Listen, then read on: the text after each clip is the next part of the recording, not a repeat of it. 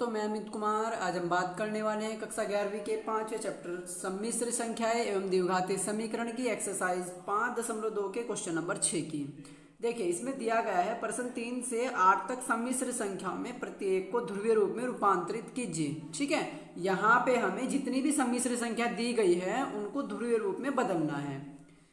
तो हमने 5 तक करा दिए हैं। आज हमारा छठा क्वेश्चन है। सबसे पहले मैं आपको ध्रुवीय रूप समझा देता हूँ। वैसे तो हम हर वीडियो में समझा रहे हैं आपको कि क्या होता है ध्रुवीय रूप। ठीक है, अगर आपने पिछली वीडियो देखी होगी तो आप इसको खुद कर लोगे। चलिए, मैं ध्रुवीय रूप मान लिया कोई कॉम्प्लेक्स नंबर है, हमारा सम्मिश्र संख्या है a+ib। ठीक है, तो ये जो हमारा रूप होता है इसको बोलते हैं हम ज्योमेट्रिक फॉर्म या ज्यामितीय रूप। ठीक है, अगर इसको हमें ध्रुवीय रूप में बदलना है तो ध्रुवीय रूप जो होता है जिसको अंग्रेजी में कहते हैं पोलर फॉर्म, वो जो ध्रुवीय रूप होगा जेड का वो कुछ ऐसा लिखा जाएगा, mod z cos theta plus i sine theta.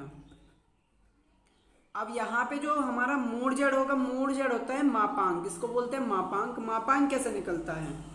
जो भी इस कॉम्प्लेक्स नंबर में है ए आई बी, तो a² प्लस b², जो i के साथ है उसका b²। ठीक है, ये तो हो गया हमारा मापांक यानी मोड जेड। और दूसरा है इसमें थीटा। थीटा की जगह क्या होता है? थीटा होता है हमारा tan इनवर्स, जो i के साथ होता है वो ऊपर और जो बिना i का वो नीचे, tan इनवर्स b/a। तो ये हमारा थीटा होता है जिसको हम कोणांक बोलते हैं। तो मापांक और कोणांक यानी मोड जेड की और थीटा की वैल्यू हम इस इक्वेशन में रख देते हैं निकाल के, तो हमारा क्या हो जाता है? वो ध्रुवीय रूप निकल जाता है। ठीक है दोस्तों, तो चलिए अब हम क्वेश्चन ले लेते हैं सीधा, जिसका हमें ध्रुवीय रूप निकालना है। तो देखिए, इसमें यहाँ पे दिया गया है हमें क्वेश्चन में कि जेड जो है -3 है। जेड क्या है हमारे पास? -3 है। तो देखते हैं, चलो इसे। क्वेश्चन नंबर 6, जेड जो ये है यहाँ पे -3 है, यानी इसको ऐसे लिख सकते हैं -3 प्लस i0।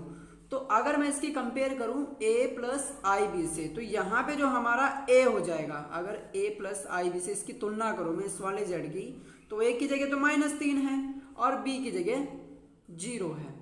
ठीक है दोस्तों, तो चलिए अब सबसे पहले हम मोड z निकाल लेंगे इसका, क्योंकि भाई ध्रुवीय रूप में ये चाहिए हमें। तो ये हो जाएगा हमारा a² यानी -3 का स्क्वायर प्लस b² यानी 0 का स्क्वायर बराबर -3 का स्क्वायर 9 होगा प्लस का, और प्लस 0 का स्क्वायर 0 होगा, यानी ये हो जाएगा हमारा √9, मतलब आंसर आ जाएगा 3। ठीक है दोस्तों, तो ये हमारा आ गया 3। अब इसके बाद जो हमारा होगा थीटा कोणांक जिसको हम बोलते हैं होगा tan इनवर्स b। अब b कितना है हमारा यहाँ? 0/a, a -3 है।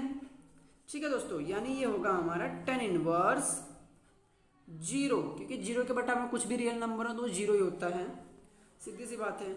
यानी ये हो जाएगा हमारा tan इनवर्स, और tan कितने की वैल्यू 0 होती है? tan 0 की वैल्यू 0 होती है, 0। ठीक है दोस्तों, यानी ये हो जाएगा हमारा 0।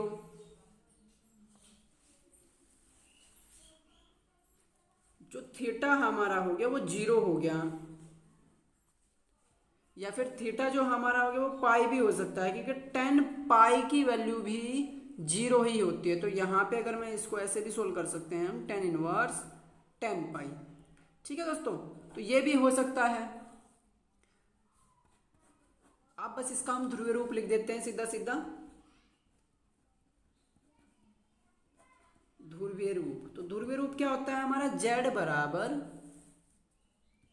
Mode z cos theta plus i sine theta. यानी या तो हम इसको लिख सकते हैं, देखिए मोड जेड कितना है हमारा? 3 आया ये तो ये तो 3 जो का तो 3 जो क्या तो, और इसके बाद कोस थीटा, थीटा की जगह कितना है? अब देखिए, क्योंकि जो हमारा ये जो कोणांक होगा इसमें हम अगर पाई हमें मिल रहा है तो पाई को लेंगे, 0 को यहाँ पे नहीं लेंगे। ठीक है दोस्तों, तो 0 को हम यहाँ से कैंसिल कर देंगे। लेंगे तो क्या लेंगे फिर हम?